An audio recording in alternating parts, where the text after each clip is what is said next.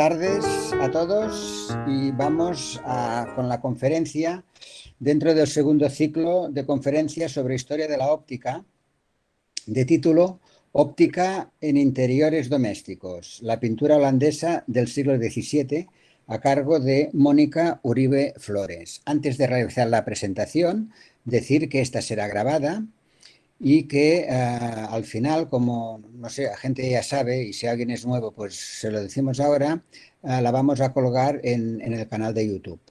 Y antes de dar la palabra a Mónica Uribe, Sergio Barbero nos va a realizar la presentación de la ponente. Sergio, adelante y cuando quieras. Hola, buenas tardes en Ínsula Ibérica y buenos días allá en México u otros países de la zona. No sé si habrá alguien de por allí, pero bueno. Bueno, muchas gracias a todos por acudir una vez más a una ponencia del ciclo y bueno, volvemos a contar con una ponente y una ponencia que enlaza la óptica con la pintura. En el primer ciclo del año pasado que hicimos de historia de la óptica ya hubo una primera ponencia, si recordáis, que la impartió Jesús Plasencia sobre Velázquez y la pintura, y yo creo que esta ponencia de hoy, pues en cierto modo, tiene mucho en común con aquella ponencia, entre otras cosas porque trata sobre el mismo siglo, el siglo XVII, y la ponente, Mónica, es una experta, es filósofa, profesora de la UNAM, de la Universidad Nacional Autónoma de México, y es experta en arte pictórico y su relación con la óptica, ¿no? Tiene algún trabajo sobre Descartes y sobre la pintura holandesa de aquel siglo, que considera su siglo de oro, y estoy convencido de que va a resultar altamente estimulante. Y sin más, paso la palabra a Mónica. Muchas gracias. Pues muchas gracias, Sergio, Jaume, y a todas las personas que están aquí presentes. Yo, antes de iniciar, quiero decirles que realmente celebro esta iniciativa de reunir desde distintas perspectivas o intereses que son comunes. Es muy grato y a veces la academia realmente está un poco escasa de estos diálogos entre distintas disciplinas. Así que, pues como Sergio comentaba, yo en realidad me dedico a la estética, soy filósofa, me dedico a la estética y me ha interesado mucho la relación entre la pintura y la óptica, particularmente en este siglo, en el siglo XVII y particularmente en Holanda. Y no es tanto porque tenga un estudio muy técnico de estos temas, pero sí, viendo las pinturas, empecé a observar ciertos aspectos que me causaban muchísima curiosidad. Y bueno, siendo consciente de que el siglo XVII es un siglo muy importante en la historia de la óptica, concretamente la óptica moderna, pues me llamó mucho la atención poder estudiar un poco y encontrar ciertos paralelismos. Más que proponer una relación de causa-efecto o eh, de colaboraciones que estén documentadas entre pintores y filósofos naturales, pues realmente lo que hemos encontrado, bueno, muchos estudiosos han encontrado, son coincidencias que son llamativas y que eso es justamente de lo que me gustaría mucho hablarles. Así que, Jaume, muchas gracias por apoyarme con la presentación. Vamos a empezar. Aquí la tenemos ya, esta es la portada y en esta imagen se puede ver, este es el cuadro completo que corresponde a un fragmento, bueno, mejor dicho, un fragmento del cartel y del resumen de promoción de esta charla. Tenía, no sé si ahora ustedes pueden identificar, tenía un fragmento de este cuadro que es justamente la ventana, esta ventana que está abierta y que permite que la figura, el personaje de la pintura esté reflejándose en la ventana. Quiero mencionar que en realidad la pintura de esta época, la pintura holandesa en esta época, tiene una producción variadísima y amplísima. Y por eso se conoce, bueno, por eso y por los grandes maestros y maestras, también hubo pintoras importantes que participaron en este movimiento cultural y estético, a este auge de la pintura se debe que se le conozca como el siglo de oro holandés. Holanda en este momento es una república, se ha independizado de España y es una república protestante.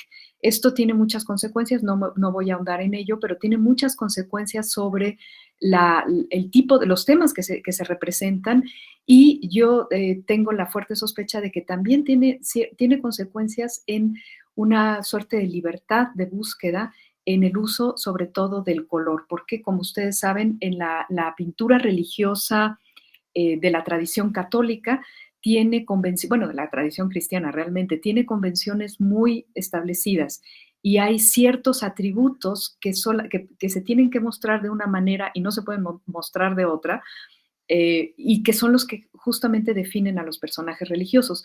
Cuando Holanda se convierte en una república cuya religión principal es el calvinismo, pero que al mismo tiempo acepta otras religiones, tolera, digamos, otras religiones en un siglo muy persecutorio, ¿no? Muy severo con este tipo de cuestiones. Cuando hace esto, prácticamente desaparece el patronazgo de la pintura religiosa. Entonces, esto está fuertemente relacionado, desde luego, con los temas que vamos a ver, pero también con el uso de los colores, que ya no tienen necesariamente un carácter simbólico tan riguroso como el que tienen en la pintura religiosa del catolicismo. Bueno, el modelo en el que me voy a concentrar es el género pictórico, se conoce como pintura de género o pintura de interiores domésticos, de vida cotidiana, perdón. Y concretamente he elegido los interiores domésticos porque lo que particularmente me ha llamado la atención es la forma en la que se representa la espacialidad en un entorno muy acotado. ¿Podemos pasar a la siguiente, por favor? Muy bien, pues aquí tenemos una broma, un chiste que hace un caricaturista imitando un grabado medieval, y la broma, no sé si se alcance a ver en sus pantallas, pero el pie de la imagen dice algo así como que es esta maldita manera de dibujar las mesas, ¿no? Todo se va cayendo porque la mesa, como ustedes pueden ver, pues no está dibujada como si fuera bueno, como si no hubiera una tercera dimensión. Entonces, pues está completamente o casi perpendicular al piso, y pues las cosas se les caen de ahí. Bueno, esta ilustración, que es en realidad un chiste, ¿no? Pues lo que nos hace ver es que hay un paso importante entre la forma dominante, la más extendida de representar el espacio o de crear imágenes en la Edad Media, y la forma en la que el Renacimiento, la pintura renacentista, se preocupa y se inquieta y se dedica realmente a representar el campo de profundidad, la dimensión de la profundidad. No quiere decir que solamente que esto haya sucedido hasta que surge el Renacimiento, así como un movimiento más o menos estructurado y organizado en el siglo XV, pero sí es cuando, de una manera muy formal y muy deliberada, no solamente se busca en la práctica, sino algo muy importante, se establece en la teoría la importancia de crear imágenes que sean análogas de la experiencia visual.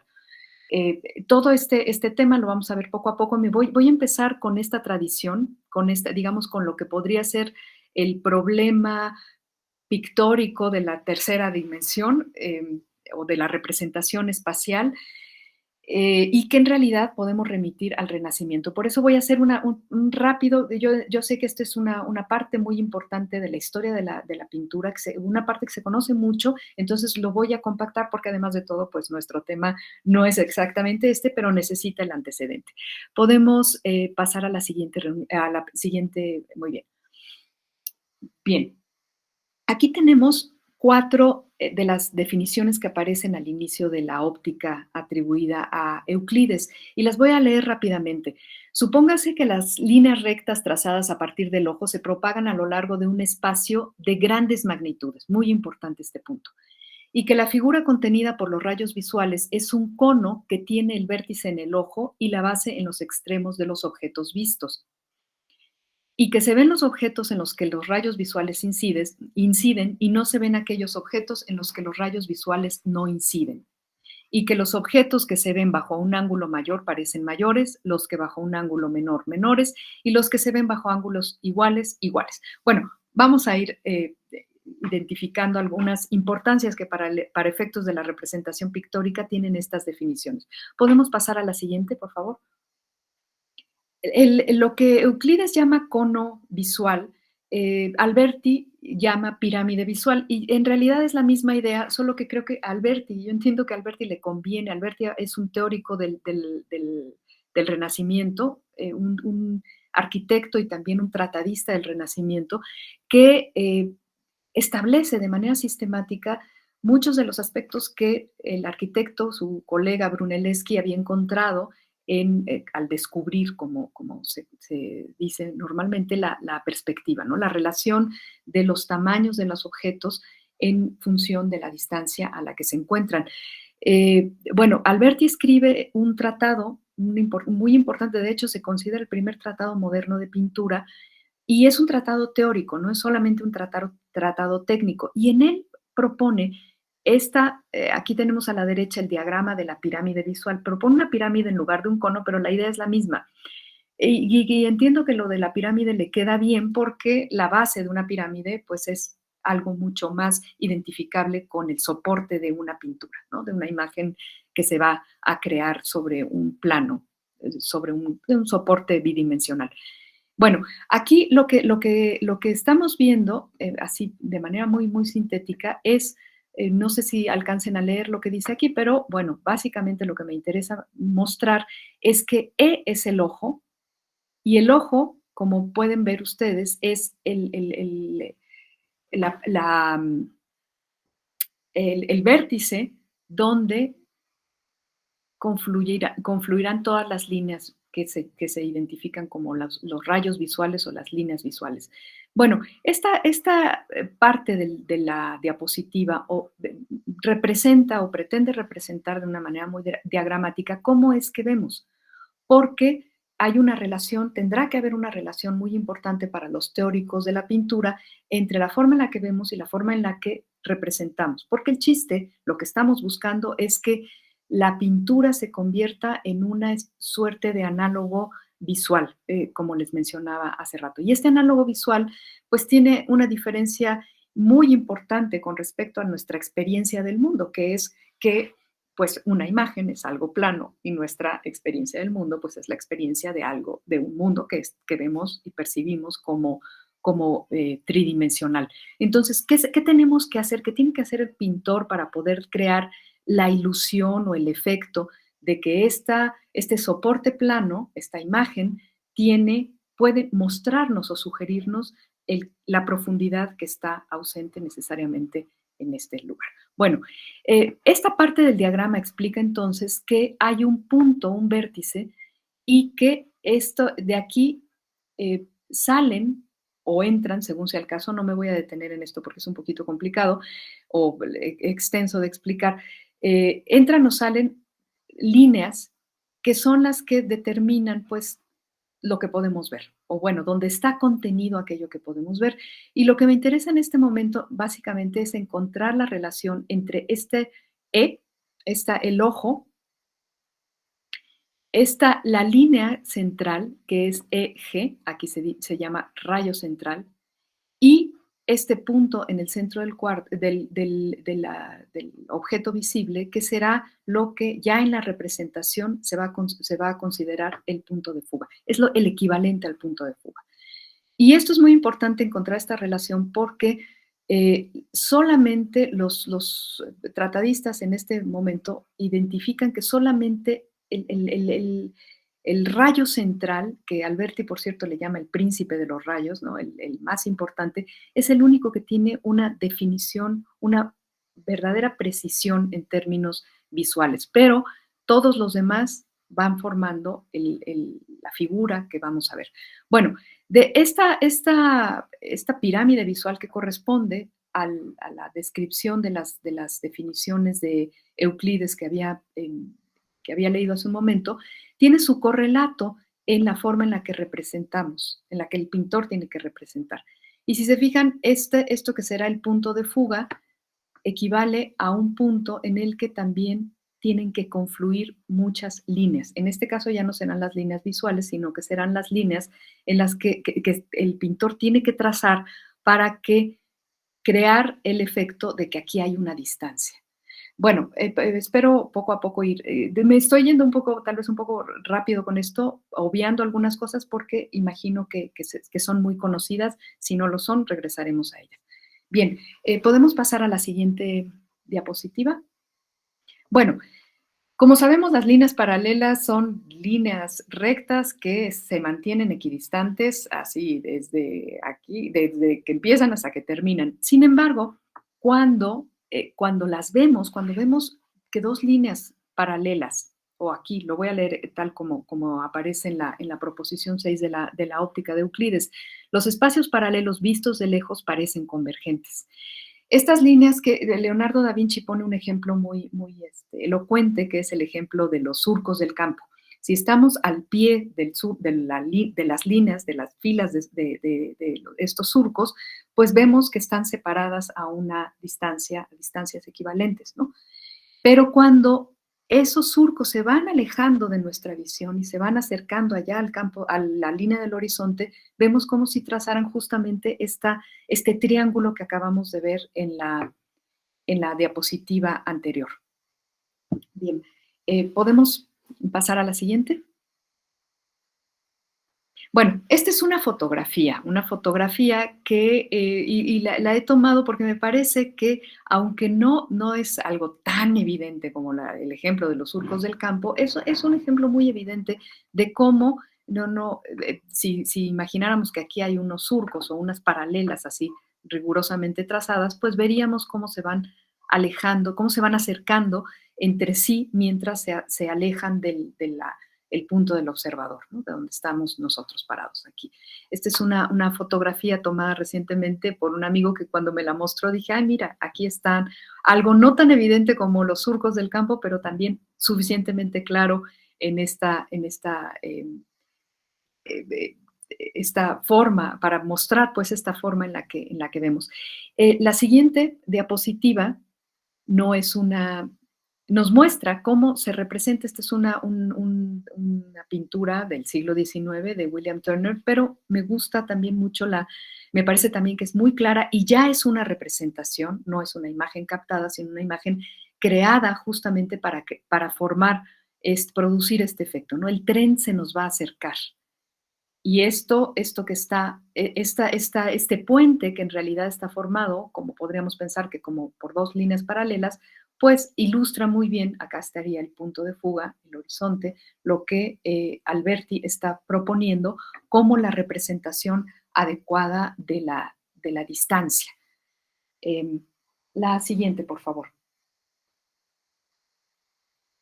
Aquí tenemos otro diagrama y esto es una referencia más que nada. No sé si ustedes puedan identificar a partir de las figuras nada más, que se trata de la última cena de Leonardo da Vinci. Pueden ver que aquí está la mesa, aquí están los personajes y bueno, y todos los arcos y no es muy clara. Ahorita vamos a ver qué pasa con las paredes que están rodeando o bueno, limitando, mejor dicho, esta escena. Las paredes representadas, por supuesto, que están limitando esta escena, pero aquí podemos ver cómo hay un punto de fuga único y este punto de fuga es un punto de fuga que no solamente es visual y que no solamente organiza el espacio, la representación del espacio, sino que también tiene muy probablemente un contenido simbólico, porque el punto de fuga está justamente atrás de la cabeza de Cristo que está en esta representación. ¿Podemos pasar a la siguiente? Muy bien, aquí Leonardo da Vinci en su cuaderno, lo que se conoce como su cuaderno de notas, nos hace ver que a pesar de que las líneas, la geometría visual que quiere tener su correlato en la geometría de la perspectiva artificial, la que va a organizar la espacialidad en el cuadro, es muy importante, pero a Leonardo no le basta. Y aquí quiero hacer una observación. Leonardo da Vinci, entre muchas otras cosas, era un pintor. Leon Battista Alberti no era un pintor, era un arquitecto, y la insistencia que Alberti tiene en la representación espacial basada en líneas es mucho más enfática probablemente que la de Leonardo, o mejor dicho, Alberti, esta representación, la idea de que hay un punto de fuga y hay unas líneas que podríamos imaginar como paralelas, pero que se van a juntar y eso nos va a dar la ilusión de profundidad, esa idea le funciona suficientemente bien. Mientras que a Leonardo, como podemos leer aquí, la perspectiva le parece que tiene que ser de otra naturaleza también. Hay tres partes o tres aspectos de la perspectiva. La primera trata solo del dibujo lineal de los cuerpos, que ese es el tema de Alberti. La segunda, de cómo bajar el tono de los colores cuando se alejan a cierta distancia. Y la tercera, de la pérdida de claridad de los cuerpos a varias distancias. Bueno, esto nada más lo menciono como para ver el contraste de o sea, no quiero dejar la idea de que todos los pintores italianos solamente pensaban en la representación espacial en función de la perspectiva lineal, lo que conocemos más ampliamente como perspectiva, sino que también consideraban, porque en este caso Leonardo, que cuando algo se alejaba, un indicio de que algo se alejaba en el plano, era que empezaba a verse borroso y que su color cambiaba. Y estos recursos los utilizó en muchas pinturas. Se ve cómo el paisaje hacia atrás empieza a cambiar de color, empieza a verse un poco brumoso, y estas son formas de perspectiva también. ¿Podemos ver la siguiente? Bueno, aquí ya tenemos no el diagrama, sino una imagen de la última cena.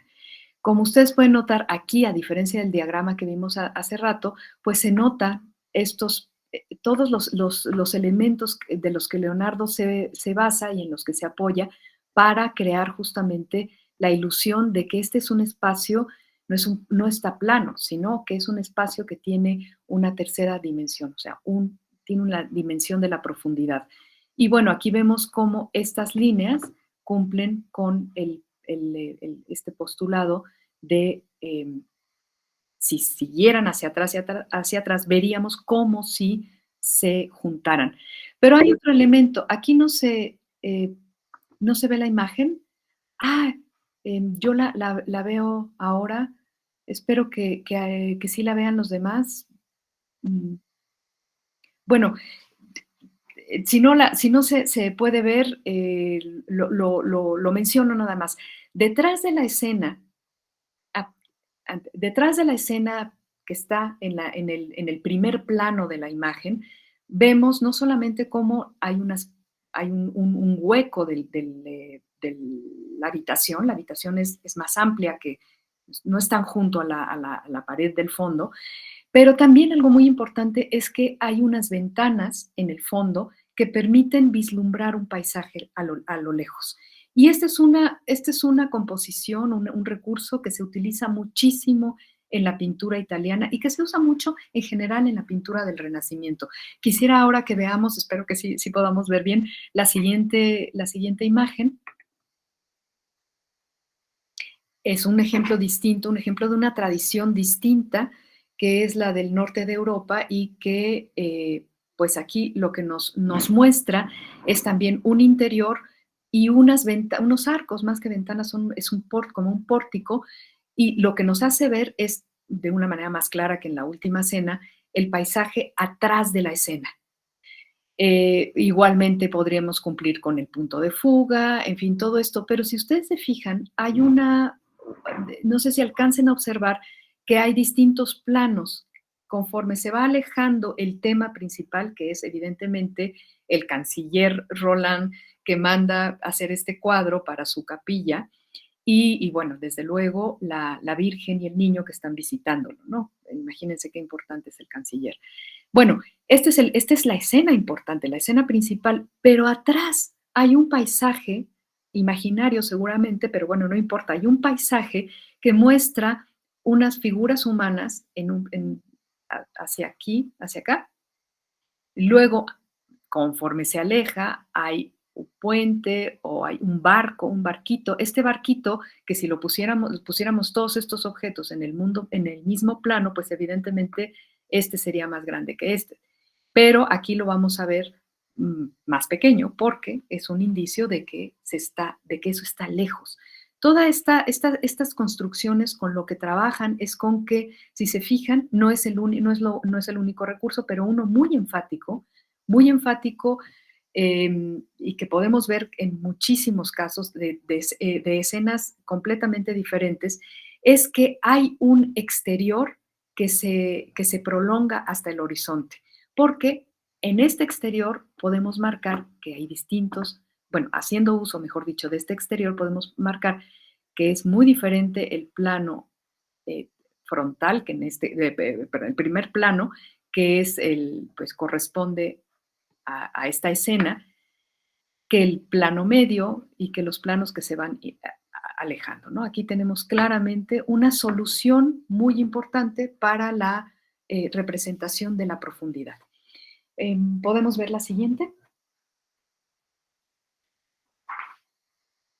Bien, aquí ya estamos en el siglo XVII, como pueden ustedes ver. Esta es una pintura que está hecha por dos artistas. Uno de ellos hace un interior arquitectónico y el otro pone las figuras. Pieter Senredam fue muy famoso y muy famoso como pintor de iglesias. Este es un tema que es muy recurrente en la pintura holandesa, y como ustedes pueden ver, en esta iglesia es claramente una iglesia, es un edificio grande, pero no tiene ornamentación, no tiene cuadros religiosos. Es básicamente un gran hueco que desde luego se va llenando con personajes. Este interior, por supuesto, es un interior muy, muy contrastante con el anterior y sobre todo con los que vamos a ver más adelante, porque es un interior de un gran edificio.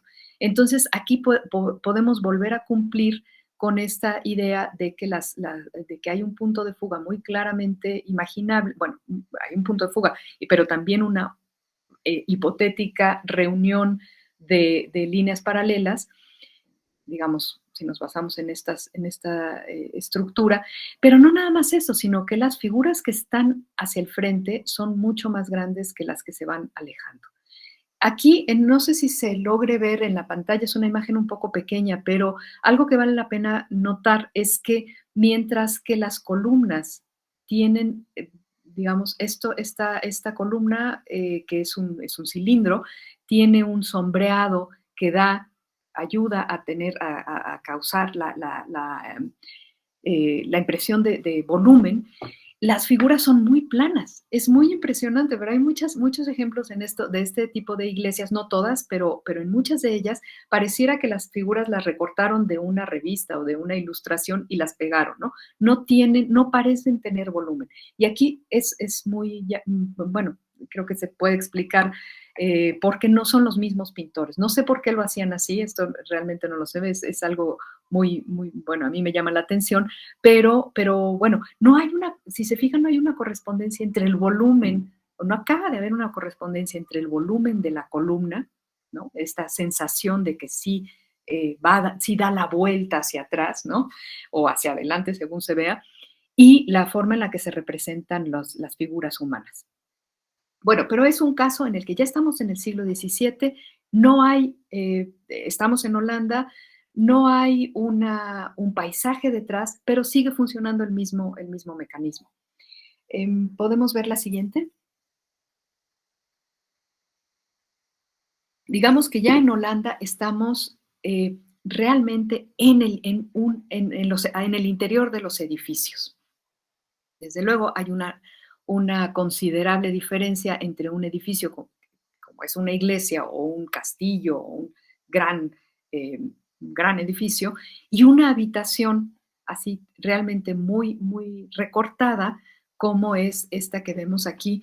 Es una habitación doméstica en la que hay una mujer desplumando un pato. Este es un tema también muy común. Los temas en realidad que se representan en las pinturas de interiores domésticos, pues son los temas de la vida cotidiana, ¿no? Y el pintor es Nicolás Mas. Aquí vemos que hay otros planos, ¿no? Desde luego, hay una referencia, una ventana que es lateral, pero al mismo tiempo nos indica que hay un edificio o una parte de la misma casa que se aleja un poco. Y también algo que se utiliza mucho en la pintura holandesa, que es el ver a través de un objeto. Si son interiores domésticos, típicamente esos objetos son los quicios de una puerta, de una ventana, o las cortinas, ver atrás de la cortina o atrás del quicio de la puerta hay otra habitación y ahí podemos ver que las cosas empiezan a reducir. Es claramente una forma de representar la profundidad, ¿no? Aquí ustedes pueden ver esta mesa. Si pusiéramos una mesa de igual tamaño aquí, pues la veríamos sin lugar a dudas más grande, aunque lo que hay que notar es que el campo de profundidad se ha reducido considerablemente comparado con la iglesia y comparado con las habitaciones que muestran un paisaje atrás. Bueno, vamos a otro ejemplo en el que el espacio es todavía más reducido. Este ejemplo, que es una pintura de Samuel van Hoogstraten. Este pintor fue al mismo tiempo un tratadista. En Holanda no hay tantos tratadistas como los hay en otros lugares, bueno, concretamente en Italia. Y algo importante también es que los tratados se escriben, algunos de ellos, la mayoría de ellos, se escribe cuando la producción de la pintura o el auge de este siglo de oro ya empieza como a decaer un poco, ¿no? Bueno, pero van Hoogstraten es uno de estos tratadistas. Después voy a mencionarles algo al respecto de uno de sus tratados. Pero si se fijan ustedes, pues esto es prácticamente una figura casi como si fuera un collage casi, ¿no? Pero aún así, aunque no es una tabla, es una naturaleza muerta, bueno, un tipo de naturaleza muerta en la que aparentemente todos los objetos están como pegados a un soporte o sostenidos en un soporte, y aún así podemos ver que hay una tercera dimensión. Esto, bueno, especialmente a Van Hoogstraten, este tipo de cosas le llamaban mucho la atención, los trampantojos, como se dice en castellano, ¿no? Los engaños al ojo, y este es uno de ellos. Como en realidad es casi como si el campo de profundidad fuera apenas el que corresponde a cada uno de los objetos, no es una habitación con un fondo detrás.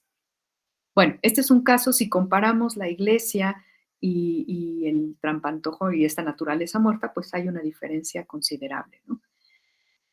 Aquí Van Hoogstraten no podría valerse del principio geométrico de la disminución del tamaño, porque simple y sencillamente pues no funciona, ¿no? Todo está en el mismo plano. Bien, podemos ver la siguiente.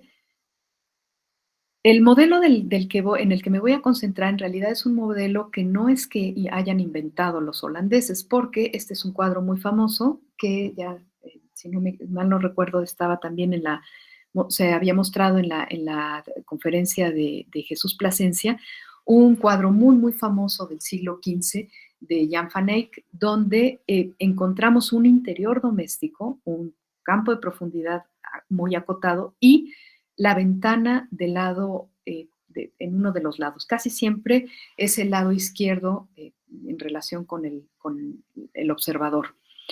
Esta ventana va a ser muy, muy importante, muy significativa, se va a repetir muchas veces. Igualmente habrá otras ventanas en otros lugares, pero este modelo, yo me animo a llamarle modelo porque es una forma de composición que se repite muchísimo en las escenas de interiores domésticos, y que hay pintores, por ejemplo, Vermeer, que prácticamente, bueno, la mayoría de sus pinturas corresponden a este modelo, una ventana de lado, que a veces no es que en muchos de los cuadros de los pintores no es que la ventana se vea, pero sí se puede inferir, se nota que ahí hay una ventana.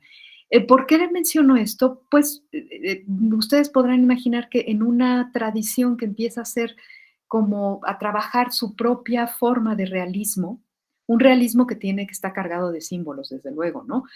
Pero que visualmente está buscando a su manera la forma de representar no solamente el espacio, sino el espacio de la profundidad, sino en general todos los objetos que representan, los objetos, las texturas, los gestos, representarlos de una manera que sean visualmente convincentes. Una pintura de esta naturaleza, pues no es extraño que vaya a generar un modelo en el cual podemos encontrar una única fuente de luz que pretendidamente está otorgándole a la iluminación, otorgándole a la imagen una iluminación natural. Digo pretendidamente porque no quiere decir evidentemente que esta sea la iluminación de la habitación de esta manera, ¿no? Digo, así, no es una fotografía, pues no. Pero sí hay una sugerencia de que en este modelo de que la luz que entra es una luz diurna, es la luz natural que entra por la ventana y que entonces todo lo que esté ahí tendría que acomodarse para que sea visualmente convincente que esa es la fuente de luz. ¿Podemos pasar a la siguiente? Aquí vemos otra pintura de Mas, es también un tema muy, muy recurrente, la imagen de las encajeras, ¿no? Saben que hay una tradición importante en los Países Bajos de la producción de encaje. Y bueno, aquí está otra vez la ventana a la izquierda, y si se fijan, es un espacio todavía más reducido que el cuadro anterior de Nicolás Mas, el de la mujer desplumando el pato, e incluso que el de los Arnolfini. Y atrás no hay más que una pared con una imagen. Es también muy común poner el cuadro dentro del cuadro. Todos los objetos están cerca, esto es algo que es interesante, los objetos están bastante cerca unos de otros y las figuras están muy cerca, y tenemos una iluminación casi como que podemos sentir que la luz está entrando por la ventana. Bueno, más o menos. La siguiente, por favor. Los pintores holandeses, desde luego que también del siglo XVII, también recurrieron a la perspectiva, ¿no? Porque la perspectiva funciona en espacios acotados. Y aquí hay solamente como muestra, ¿no? Lo pongo esta imagen del diagrama, un diagrama que hace Philip Stedman, es un arquitecto, probablemente hayan oído hablar de este libro, lo voy a mostrar porque creo que a ustedes les puede interesar mucho, a quien esté interesado en la cámara oscura. Este arquitecto hace un estudio muy detallado de cómo Vermeer particularmente pudo haber organizado el espacio donde presumiblemente pintó la mayor parte de sus cuadros, y qué opciones tenía, con qué dispositivos ópticos pudo haber trabajado, etcétera. Pero bueno, ahora lo que me interesa es mostrar nada más que aquí nuevamente se cumple toda la distribución, ¿no? Y la relación entre el punto de vista y el punto de fuga. O sea que no quiero decir que porque el espacio se acote, la perspectiva deja de operar, al contrario, ¿no? Sigue siendo un recurso muy, muy importante que muchos pintores usarán con un poco más de flexibilidad, de laxitud que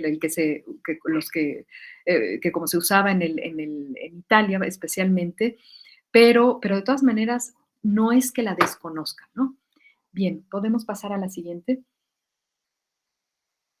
Ahora, aquí tenemos el cuadro del que hace el diagrama Stedman, y que es una pintura igualmente en uno de se presume que Vermeer pintó.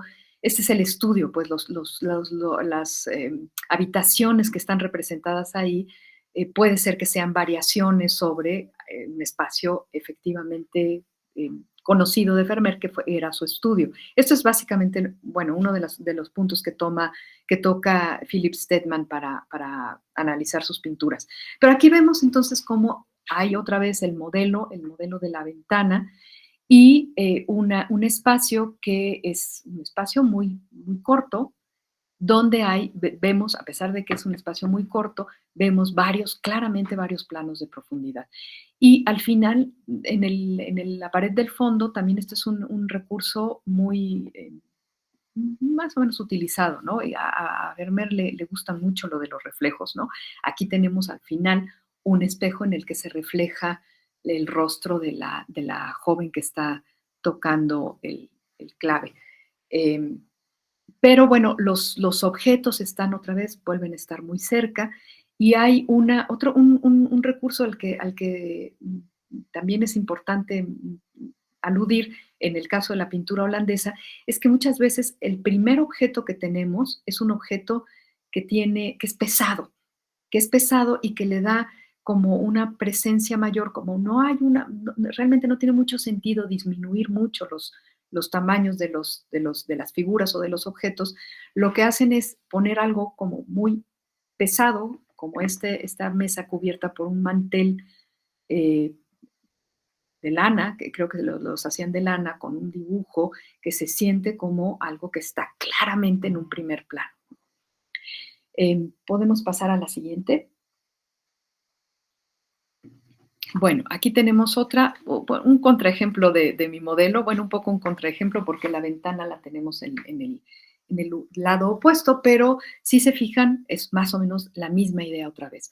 La luz viene del exterior a través de una ventana lateral y todo está muy cerquita. Las figuras están muy cerca, otra vez tenemos un espejo atrás, pero bueno, hay una relación muy de cercanía entre los objetos, de tal forma que, pues, entre ellos casi se puede decir que son contiguos unos a otros, ¿no? Esta es una pintura de, otra vez, una mujer haciendo algo en casa, pelando manzanas, en este caso, de Pieter de Hoogh. Este pintor representó temas muy variados, pero algunos de ellos, varios de sus pinturas tienen que ver con mujeres en relación sobre todo con la maternidad, ¿no? En este caso, la mujer está pelando sus manzanas, pero junto hay un niño, y muchas veces aparecen este tipo de relaciones de mujeres con niños. No solo en los cuadros de Hoogh, acabamos de ver uno de Nicolas Mask donde pasa lo mismo, ¿no? Bueno, podemos ver la siguiente diapositiva, tenemos otro ejemplo. Aquí tenemos el modelo y una pintura muy famosa de Vermeer, donde pues la mujer que está sirviendo la leche va a preparar algo, ¿no? Tiene estos trozos de pan, va a cocinar algo, pero bueno, se conoce como la lechera. Está muy cerca de la pared del fondo. Está, y de hecho la pared casi se siente como si estuviera acercándose a ella, pues, y esto tiene mucho que ver con que es una pared clara. Tenemos, bueno, claro, elementos que funcionan con la vía lineal, geométrica, del dibujo en perspectiva, ¿no? Como hacer una mesa regular, pues es algo, o no recuerdo cómo se llamaba, pero estos son como pequeños calentadores, ¿no? Para las cocinas. Y bueno, la relación entre las paredes, el piso, pero no es lo único que tenemos. Tenemos otras cosas que justamente dan una sensación de volumen, y es básicamente el manejo de las sombras, las luces y el color. Pero ahora voy a hablar un poquito de qué lugar ocupan estos elementos que están, desde luego, que son constitutivos de toda la pintura, pero qué lugar ocupan tanto en la teoría como en la práctica de la pintura en estos interiores tan estrechos, ¿no? Bueno, una siguiente imagen nos ayudaría a ver otra vez un plano, un objeto casi único, ¿no? Es un gallo, es una pintura así un poco inquietante, al menos a mí me lo parece, y está justamente en Madrid. Tienen muy buenos ejemplos de pintura holandesa en el Museo del Prado, en el Thyssen-Bornemisza también hay muchos, pero bueno, este gallo es un gallo claramente tridimensional, aunque está muy cerca del fondo, ¿no? Pero es un gallo que proyecta la forma en la que está dibujado, bueno, está pintado, pues hace que se proyecte la sombra de parte de su cuerpo, y que además de todo, pues tenga mucha textura, o sea, las plumas casi se sienten, ¿no? La diferencia de colores que le dan también claramente un volumen a este animalito. La siguiente, por favor, gracias. Aquí tenemos otra imagen, que es una imagen, a mí me parece muy, muy llamativa en varios sentidos, pero uno que no quería dejar de poner esta imagen porque es una imagen que contrasta, por lo menos en términos de temas y de objetos y de lugar, contrasta con las anteriores, ¿no? Porque aquí tenemos un hogar o un interior mucho más humilde, más modesto, menos organizado, menos brillante. Es una mujer, una anciana, presumiblemente se ha interpretado como una viuda, también es un tema que aparece algunas veces, ¿no? La cultura holandesa es muy rigurosa en términos morales, en algunos sentidos y en otros no tanto, pero toma como una virtud que una mujer que ha enviudado sea muy austera y muy sobria. Entonces aquí hay y ahí se ha interpretado como que es una viuda que, dada su condición, pues tiene que vivir de una forma muy, muy lejana al lujo. Aunque yo realmente pienso que a lo mejor, pues sencillamente es una persona que no podría tener lujo independientemente de cualquier cosa. Pero bueno, en este caso también hay muchos objetos. Si se fijan, la mesa no tiene nada que ver con estas carpetas tan, tan ricas en dibujo, estas carpetas, manteles de lana tan pesados y tan ricos en dibujo. No hay ningún tipo de lujo. Hay un animalito, un gato, muchas veces aparecen los animales en los cuadros también, los animales domésticos, de compañía. Y bueno, todo se ve muy, muy sobrio, muy austero y muy cercano nuevamente. Ahora, quisiera detenerme antes de pasar a la siguiente diapositiva rápidamente a hacer un comentario que se refiere a un tratado de óptica, ahí sí ya no de pintura, sino de óptica, que es la dióptrica de René Descartes, publicada en 1637, aunque se sabe que está documentado que Descartes estuvo trabajando en cuestiones de óptica desde mucho tiempo atrás. Descartes se instala en Holanda y la mayor parte de su vida la pasa en Holanda.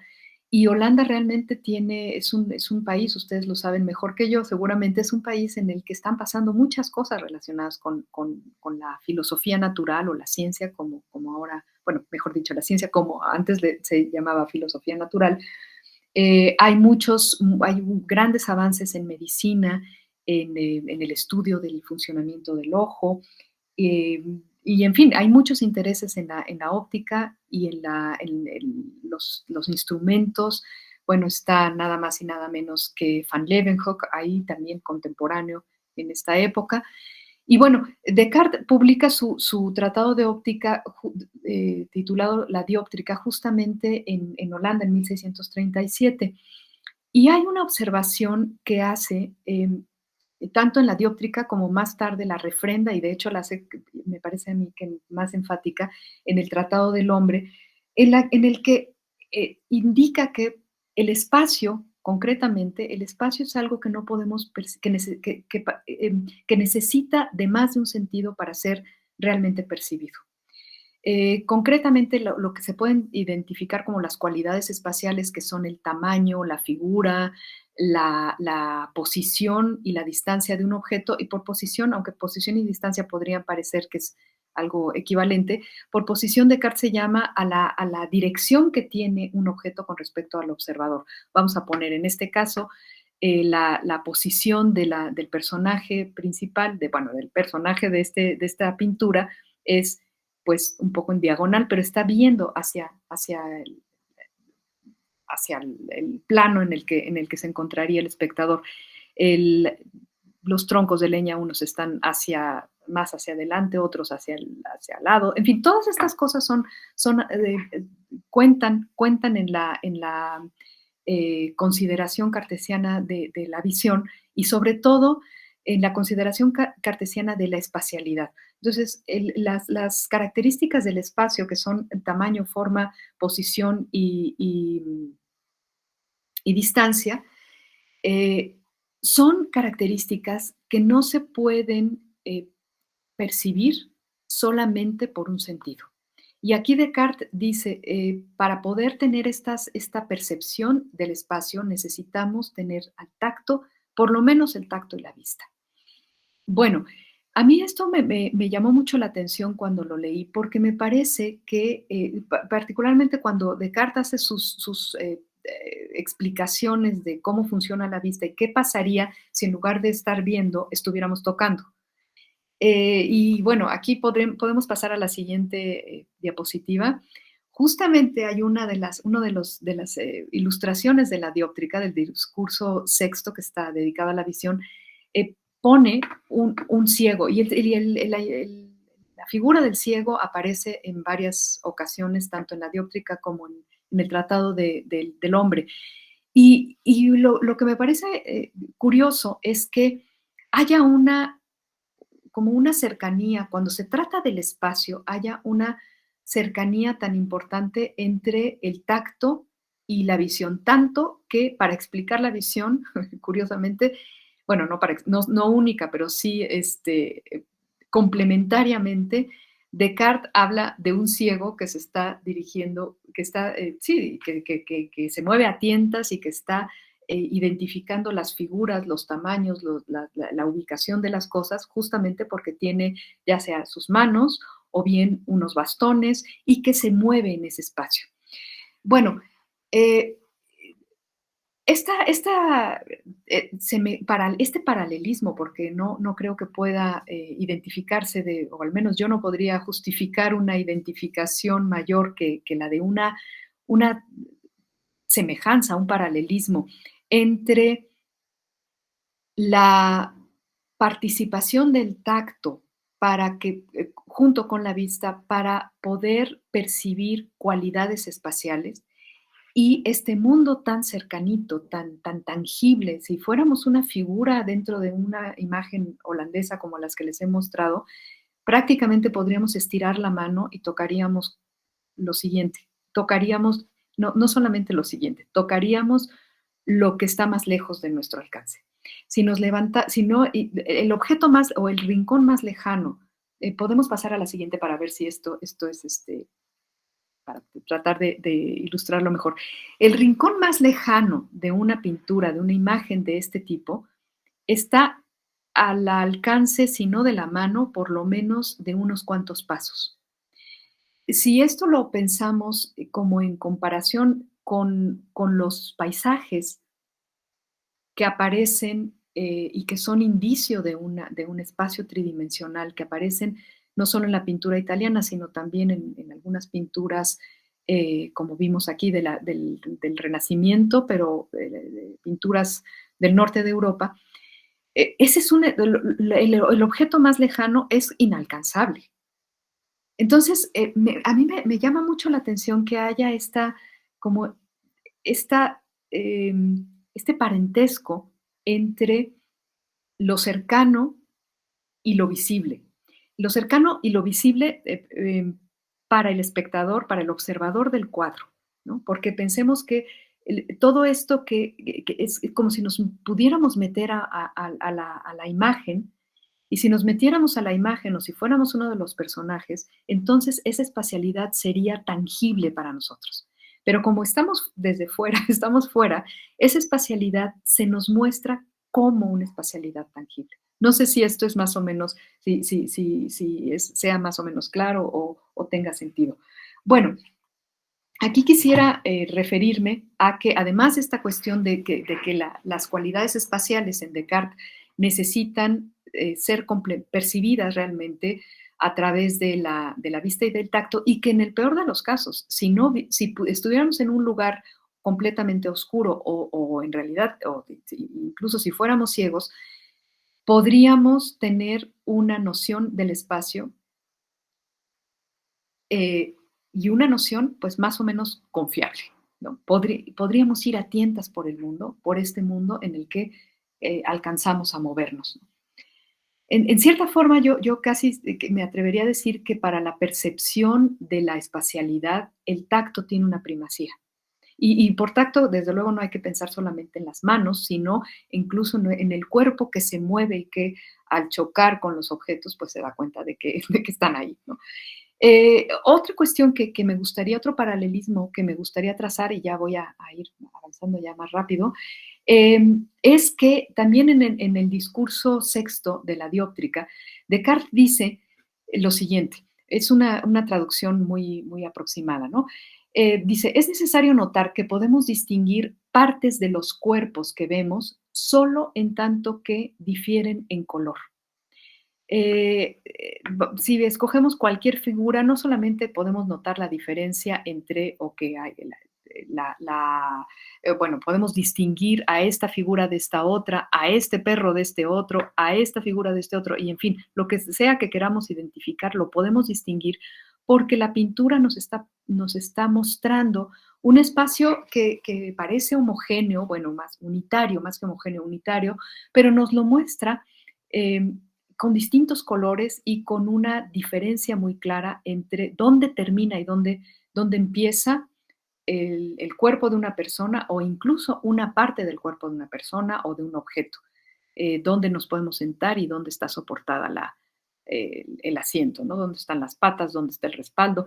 Y bueno, y Descartes dice, esto solamente lo podemos ver, lo podemos identificar visualmente porque hay una diferencia de colores.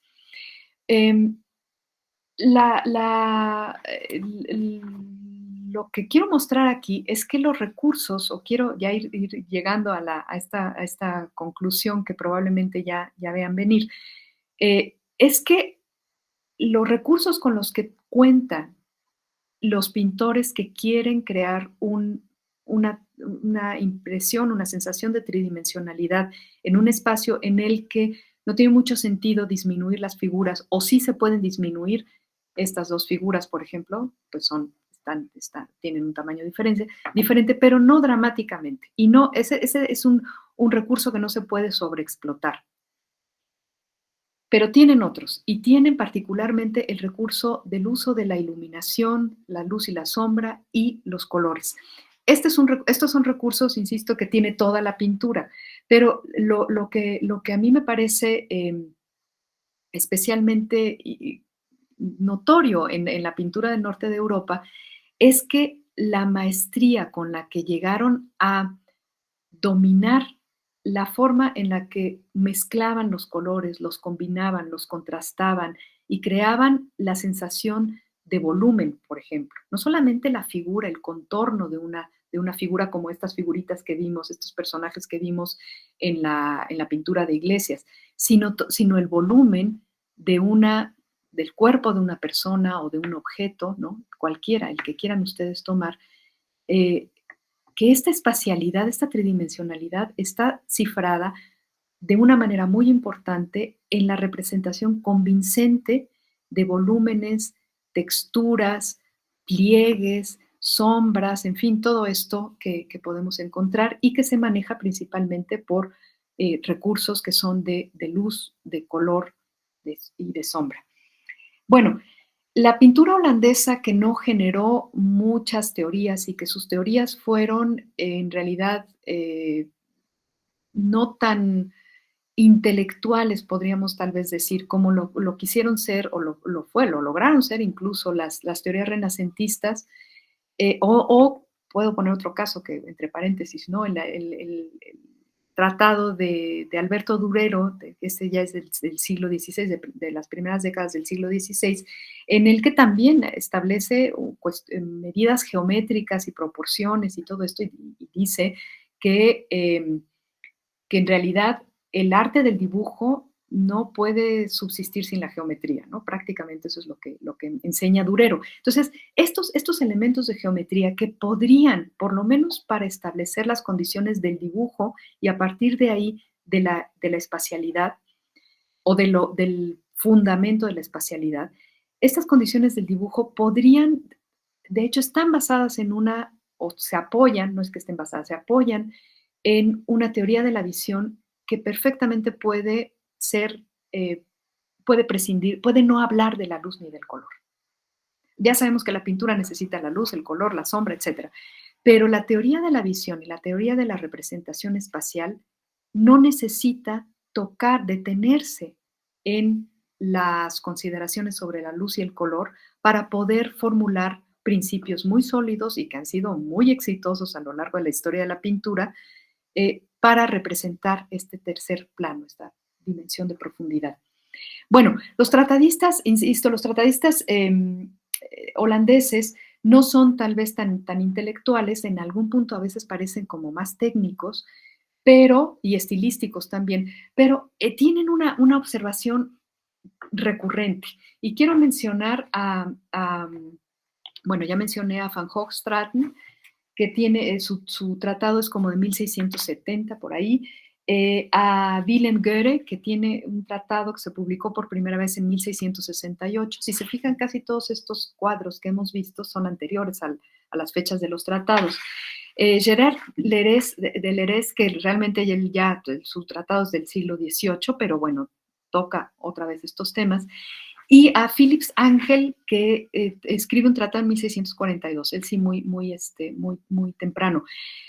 Sin embargo, voy a dejar a Ángel fuera porque en realidad los otros tres, Goethe, Hoogstraten y Lerès, son los que tocan, los que introducen y tocan un concepto que es propio de la pintura holandesa y que en holandés se dice houding.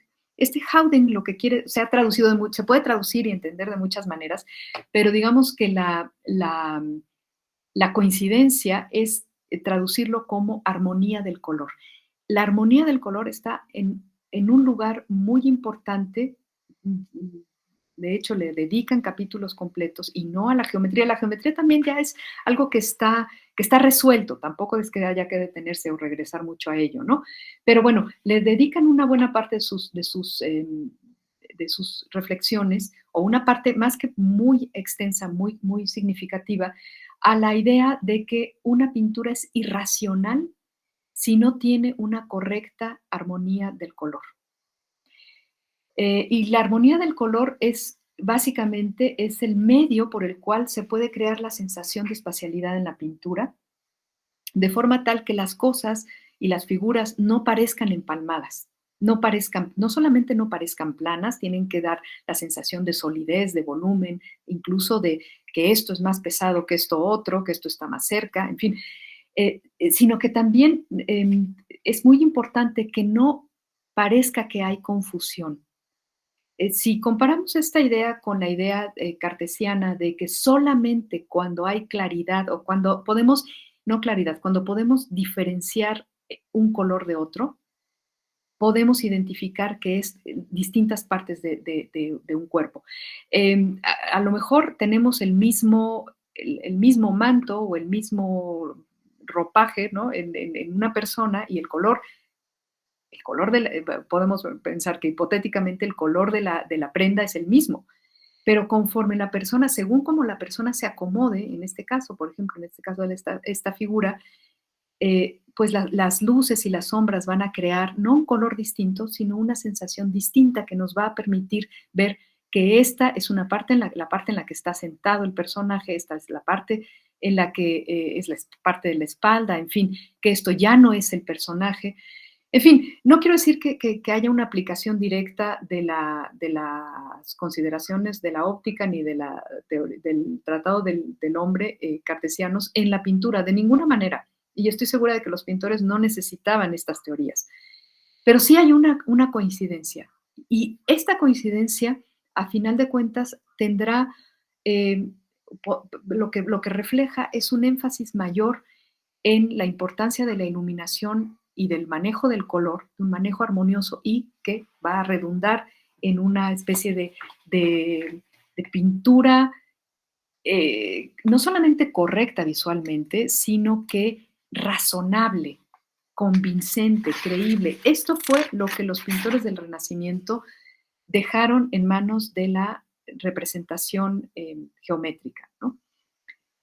Lo que estos pintores en la teoría y yo veo que en la práctica están encontrando es la posibilidad de que la espacialidad se muestre de manera arreglada, ordenada y además de todo de manera significativa, capaz de de transmitir significados, justamente porque hay un manejo adecuado de los materiales y de las relaciones entre los colores.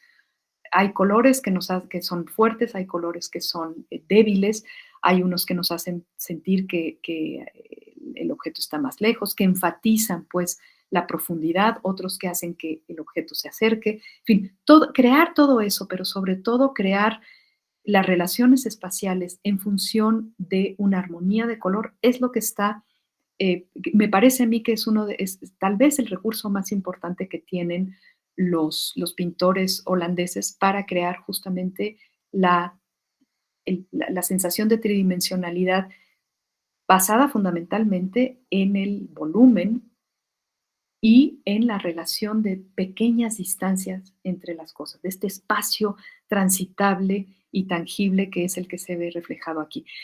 Creo que tengo una última diapositiva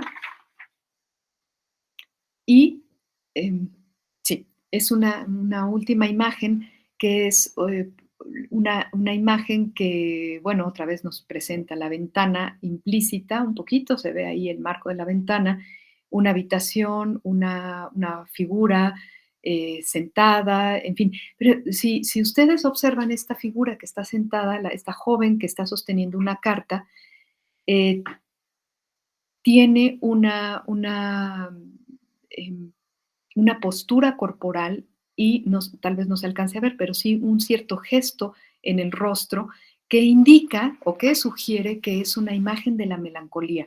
Y la elegí como un ejemplo, hay otros más, pero como un ejemplo de cómo esta pintura que es visualmente muy rica, muy, bueno, que se puede identificar como una pintura naturalista en el sentido de que muestra un realismo visual, cierto realismo visual, pero que aún así no quiere decir que la pintura solo se trate de describir el mundo, que además de todo nunca lo hace, pero bueno, de evocar, ¿no?, nuestra experiencia visual del mundo, sino que también fundamentalmente es una creación que a través de una cierta naturalidad en su forma de representación y de una intimidad muy grande al acercarnos a los espacios domésticos, especialmente de los temas que tratan, pues también puede comunicar grandes ideas y símbolos como es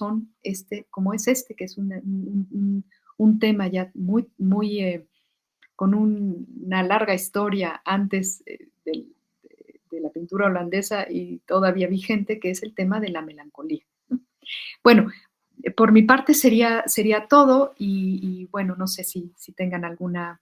Muchas gracias, Jaume, gracias por las diapositivas. Creo que esa sí sería la última.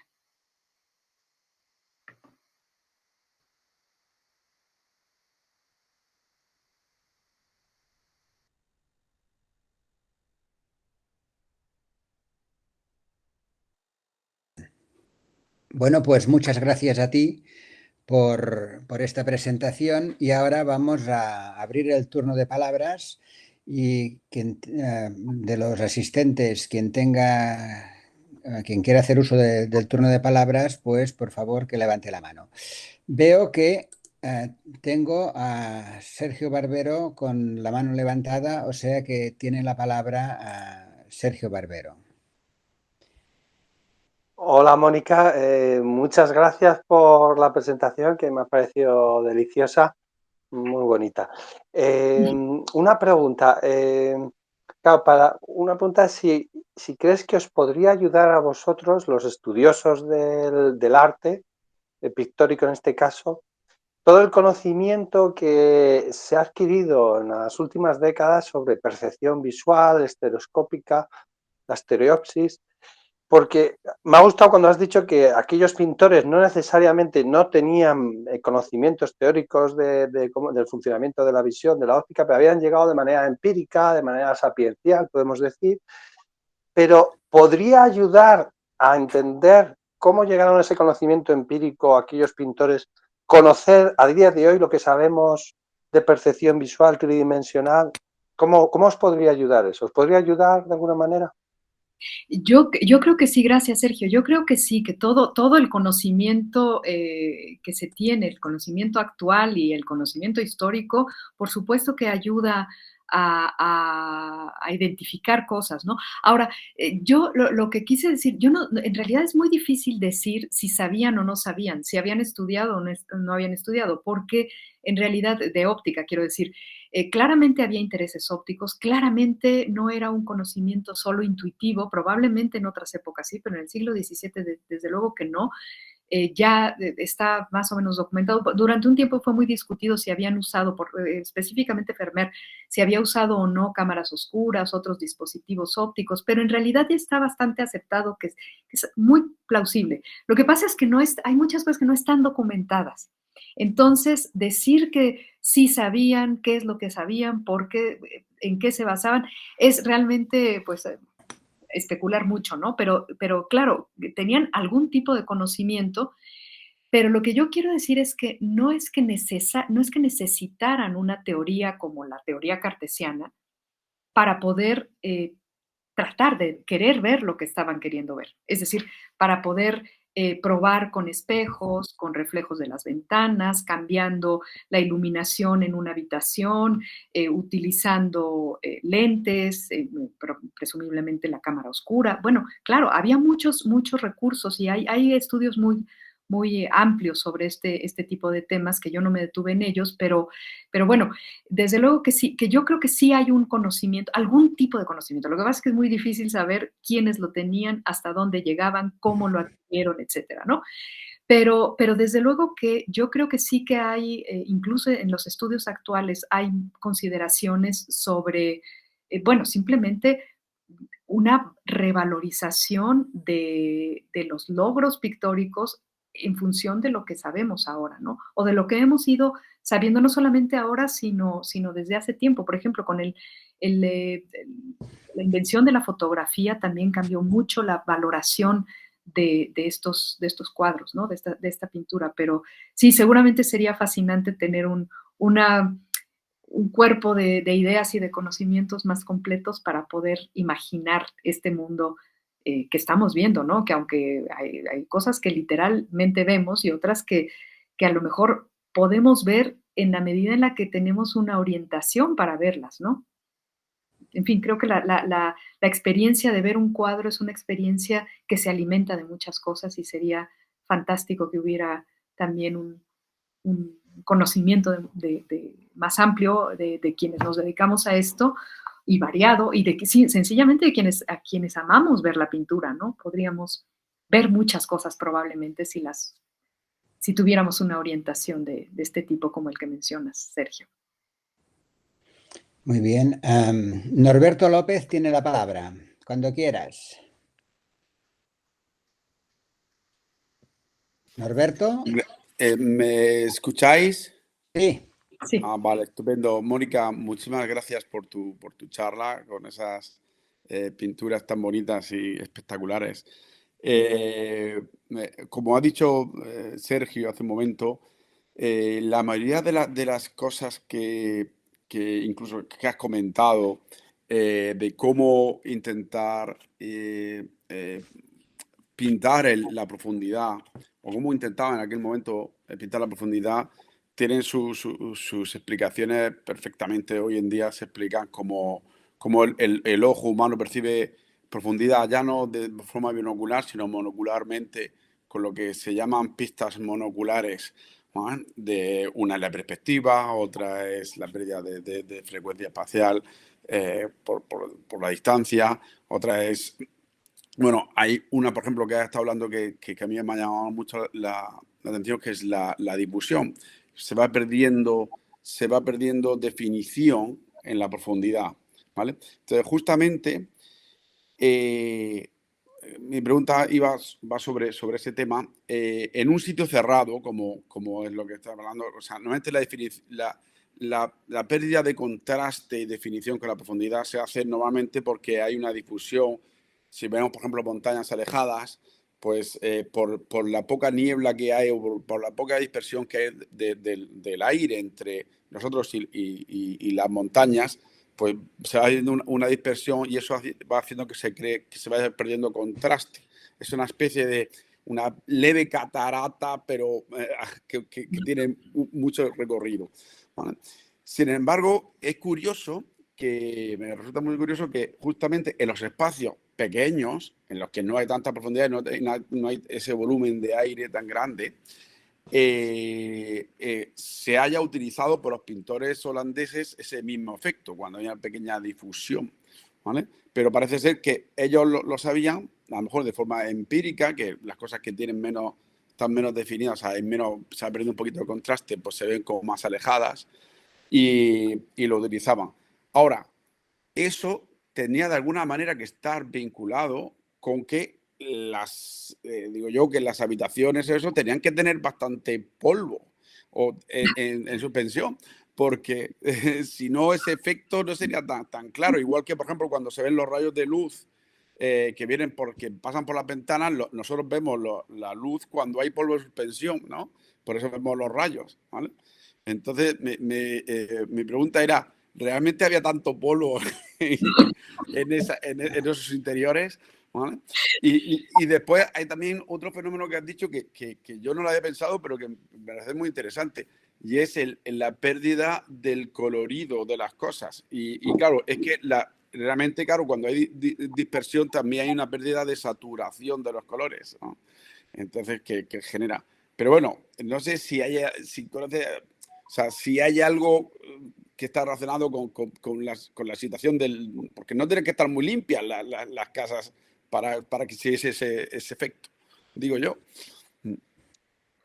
Es muy interesante esto que planteas y bueno, ahora que dices lo de la dispersión, sí, Leonardo da Vinci justo a este efecto, a este tipo de perspectiva le llamaba perspectiva de dispersión, ¿no?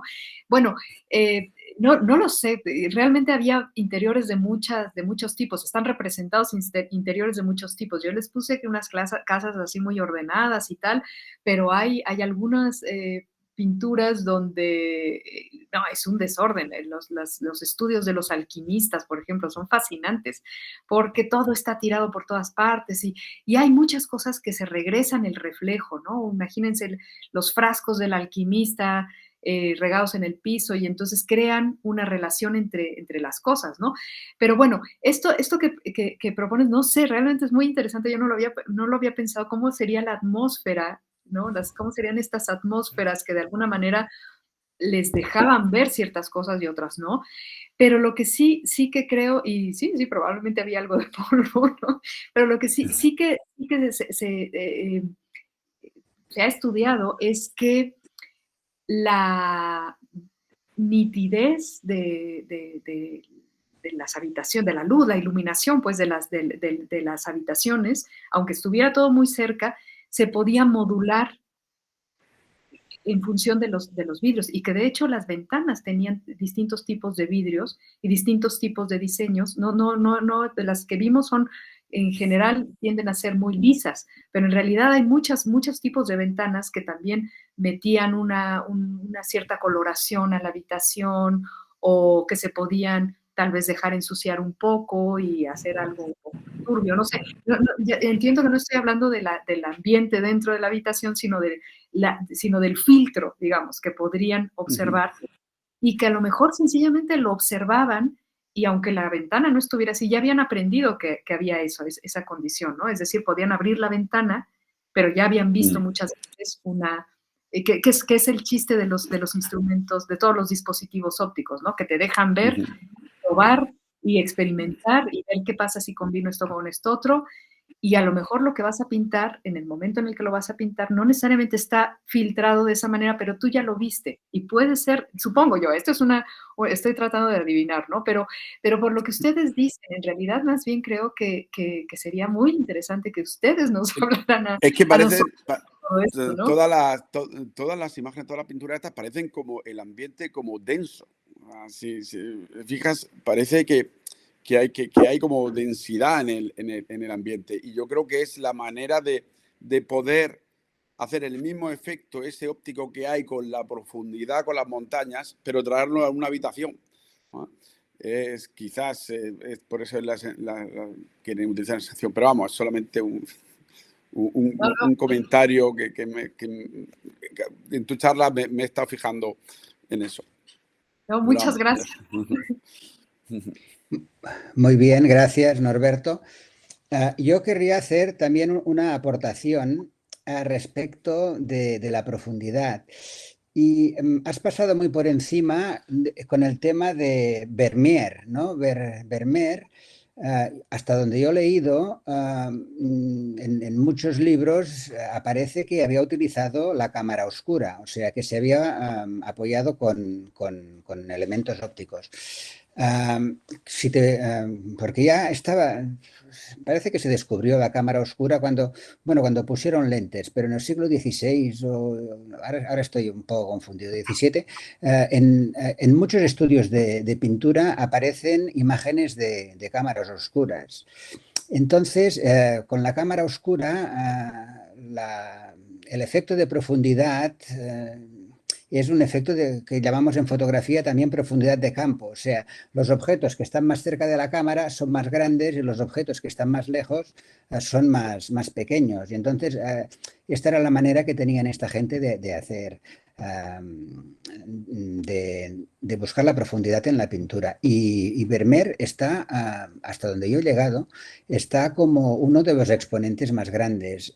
Después está la obra de, no sé si la conoces, supongo que sí, de David Hockney, que es un pintor que habla del uso de las cámaras oscuras para la pintura y sobre todo las cámaras oscuras, como en aquella época no había fotografía, sino que se tenía que proyectar en un papel, pues necesitaban para comodidad un espejo y esto hacía que muchas imágenes se vieran cambiadas izquierda-derecha y hace también toda una discusión a este respecto. ¿Cómo crees tú el tema este de la perspectiva y de la profundidad en las pinturas está afectada por la óptica? Porque yo creo que sí que está afectado. A ver, me ha parecido muy interesante y además he aprendido mucho con el tema de la forma, sobre todo el tema del color. El tema del color en la profundidad y tal es muy interesante. Pero el tema de la perspectiva lineal se puede obtener con un sistema óptico, o sea, con un sistema óptico donde el centro óptico son los puntos nodales y se puede tener una proyección más grande de los elementos cercanos y más pequeña de los lejanos. Entonces, ¿hasta qué punto la óptica, nosotros somos ópticos básicamente también, ¿no? Y por eso también lo traemos aquí, ¿hasta qué punto la óptica ha influido en este aspecto? Mira, este es el tipo de cosas que son de preguntas que es difícil responder con documentos, no con evidencia, quiero decir, ¿no? Porque particularmente los holandeses, hay muchísimos pintores. Bueno, a ver, voy a tratar de ordenarme. Lo que planteas de Vermeer y el uso de la cámara oscura sí está muy estudiado y es fascinante lo que hay al respecto de esto. Pero cuando nos vamos a pensar que son muchísimos los pintores que hay, y que difícilmente todos los pintores que logran tener digamos, esta representación más o menos convincente de un espacio acotado, eh, es, a mí me costaría trabajo imaginar que todos tuvieran a la mano un dispositivo o algún tipo de lentes o de cosas que pudieran, si no una cámara oscura en toda forma, algo que les pudiera ayudar. No lo sé, pero probablemente un estudio más detallado podría revelárnoslo, ¿no? Eh, Sin lugar a dudas, sí hay, y tal vez en eso sí hay un uso de instrumentos ópticos, de dispositivos, ¿no? Desde luego que los hay, y la cámara oscura ha sido ha estado, digamos, en la teoría de la pintura, por lo menos desde el Renacimiento en Italia, ¿no? Y de hecho, Leonardo da Vinci hizo una analogía entre la cámara oscura y el ojo. Decía, bueno, es que el ojo funciona como una cámara oscura. Y aquí ya hay una consideración importante de lo que pasa con la luz. Y, en fin, eh, lo que sucede es que es difícil probar, aunque el uso de la cámara oscura podría explicar el éxito, digamos, de esta representación espacial, que sí que lo puede explicar. Lo difícil es mostrar que todo pintor o todo aprendiz tuviera acceso a un dispositivo de esta naturaleza, ¿no? Y sobre todo desde tanto tiempo atrás, porque en el ejemplo que ponía de los Arnolfini, el cuadro de Jan van Eyck, es de 1434. Entonces, no lo sé. Seguramente tenían espejos, tenían espejos cóncavos, tenían cosas, pues, ¿no? Tenían cristal, en fin, tenían dispositivos, pero exactamente cuáles y cómo, yo creo que el descifrar ese misterio está más al alcance de ustedes que de muchas otras personas, ¿no? Como yo, por ejemplo, ¿no? Muy bien. Muchas gracias. A ver si hay alguien más que quiera hacer alguna pregunta, alguna cuestión. Sí, veo que Santi Valmichana. Santi, pon por favor el vídeo para que podamos verte. Santi, ¿tienes la palabra? ¿Me oís? Sí, pero no te vemos. Sí, perdonad que no ponga la imagen, pero es que Vale, desde el nada. principio he tenido problemas y no quería tocarlo para no perderlo todo. Vale, O sea que, venga. bueno, en primer lugar quería agradecerte, Mónica, esta charla tan interesante y que para nosotros realmente revela aspectos fascinantes porque no estamos acostumbrados a estudiar obras de arte y realmente es muy enriquecedor. Es solamente, bueno, hacer un poco hincapié en lo que sabíamos, uno de los puntos de fuga, sí, lo de la luminosidad, pero me ha fascinado, me ha sorprendido lo del color. Y es verdad que todos aquellos ejemplos que ponías, aquellas túnicas más rojizas, resaltaban. Entonces, quizá una primera pregunta sería si es el color rojizo o el color vivo, o también se podría hacer con colores azules, con menos saturación o más saturación. Es decir, la profundidad con el color veo que funciona. ¿Podrías añadir algo más? O quizá habría que hacer estudios de las coordenadas de color o algo así. No lo sé, ¿eh? Estoy ahora estoy divagando. ¿Qué opinas de esto, color? No, es muy... Gracias, Santiago. Es muy, muy interesante esto y de verdad que creo que una conjunción entre artistas que tienen la experiencia de manejar el color y ópticos podría revelarnos cosas interesantísimas.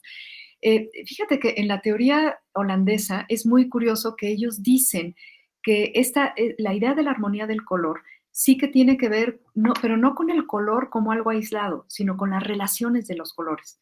Ellos plantean que lo que hay que hacer es, según dónde esté el objeto, qué temas se esté planteando, en fin, según qué es lo que se va a pintar, hay que ver qué es lo que hay que poner al frente y junto a qué hay que ponerlo. Y yo creo que aquí hay una cuestión muy interesante, porque no están pensando en el color como algo, bueno, aquí va este mantel rojo y acá esta capa azul y las ponemos, no, saben que cuando se junten, el efecto va a ser distinto, ¿no? Que no vamos a ver, que no vemos los colores como si estuvieran aislados, que hay un impacto entre uno y otro y que dependiendo también de qué textura se quiera representar. Si ustedes se fijaron, la falda de la mujer del último cuadro es muy brillante, ¿no? Refleja mucho la luz. Bueno, ese azul no se va a portar igual que el azul del mandil de la lechera, por ejemplo, ¿no? Todas estas cosas sí que lo sabían y sí que lo usaban a conveniencia y sabían que tenían que incluso si había un objeto que quisieran pintar y que tenían el modelo del objeto ahí y no les funcionaba ese color, no les funcionaba, tenían que cambiarlo porque tenían que hacerlo justamente para crear las relaciones entre los colores, ¿no? Esta es la armonía del color. Pero lo que sí que sucede es que dicen, la armonía del color es algo que se puede aprender, pero no se puede describir. O sea, nadie dice exactamente cómo hacerlo. No hay recetas para ello, ¿no? Entonces, es algo que, pues prácticamente lo que sugiere el tratadista es que, pues tú que estás aprendiendo, vas y te pones a ver qué es lo que está haciendo el maestro. Y según lo que necesites hacer, pues pruebas, ¿no? Claro, evidentemente no se podía probar a tontas y a locas porque los pigmentos se tenían que preparar en casa y se tenían que preparar algunos de ellos con materiales que eran muy caros, muy costosos. Entonces, no se podía estar, yo imagino que aquí había una dificultad grande, ¿no? Una dificultad material, pero no lo sé, pero creo que es un tema fascinante, ¿no? Sí, estoy de acuerdo. Realmente el ejemplo que has puesto de la posada abundaba en esto, ¿no? No solamente los colores, sino también la luz. La mujer del fondo tenía la cabeza cubierta con una tela blanca y era un blanco más tenue, ¿no? O sea, también aquí estoy de acuerdo con lo que decía Norberto, que realmente no es necesario hacer siempre una perspectiva, un punto de fuga al infinito. Eso se puede hacer muy bien con esto. Otro punto, ahora que ha salido cuando ha hablado Jaume de Vermeer, es que a mí no me cabe ninguna duda de que utilizaba óptica, porque me enteré justamente hace un par de años que visité, hay un pequeño museo en Delft. Resulta que era muy amigo de Leeuwenhoek, el del microscopio simple. Y justamente la escena que has mostrado del piano, aquel joven que está delante del piano, dicen que era el Leeuwenhoek. Entonces eran amigos y probablemente le explicaría cosas de óptica. Simplemente esto, quiero deciros. Y muchas gracias. Tiene la palabra Norberto López Gil, que ha vuelto a levantar la mano. Adelante, Norberto. Perdona, no, simplemente una cosita en relación con lo que acabo de decir, Santiago. No sé si Mónica, ¿conoces el fenómeno de la cromoestereopsis? ¿Te suena? Cromoestereopsis. ¿No? Es un fenómeno óptico, visual, en el que se tiene en cuenta la visión binocular, o sea, de cada de los dos ojos, y la aberración cromática transversal de los ojos. Unas cosas que hacen que la luz se desvíe de forma diferente dentro de los ojos según el color que tenga. Y eso hace que se cree un efecto de profundidad de los colores. No, simplemente preguntaba si a lo mejor conocías si había algún estudio que ha indicado que a lo mejor los pintores holandeses utilizaban justamente ese fenómeno de la cromoestereopsis para al poner diferentes colores. Eso siempre es cuando se asemeja, por ejemplo, pasa mucho con el rojo por un lado y con el azul por el otro. Entonces, hace que se vea con una profundidad totalmente diferente. Si te metes después en internet y pones cromoestereopsis y coges imágenes, tú mismo los vas a ver como hay una profundidad diferente en los colores. Aunque no todo el mundo, hay algunos que ven por detrás del rojo, otros lo ven por delante del azul, pero vamos, normalmente el 70% hay que ver todo en unas condiciones parecidas, o sea, uno detrás de otro. Simplemente era curiosidad si había algún estudio hecho sobre si conocían ese fenómeno, un fenómeno bastante curioso, y si lo utilizaban, ¿no? en sus pinturas.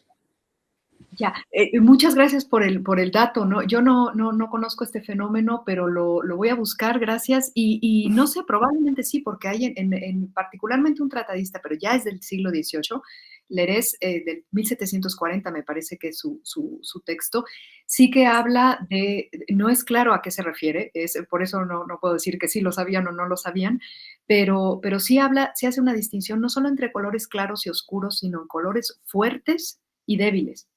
Y pone, por ejemplo, cierto amarillo. Y yo entiendo por lo que está explicando, sospecho, que tiene que ver con saturación, con intensidad, bueno, con saturación básicamente, ¿no? Y que un amarillo siempre va a ser más fuerte que un azul. ¿A qué se refiere? No lo sé, pero mira, ahora tengo también otra cosa en que ocuparme. Muchas gracias. Bueno, veo que no hay ninguna mano más levantada. Pues nada, llegamos al final de esta charla. Agradecer a Mónica Uribe pues, la conferencia que nos ha dado y simplemente quedar para la próxima. Con esto pues nos despedimos y buenas noches a todos. Venga, hasta la próxima. Adiós.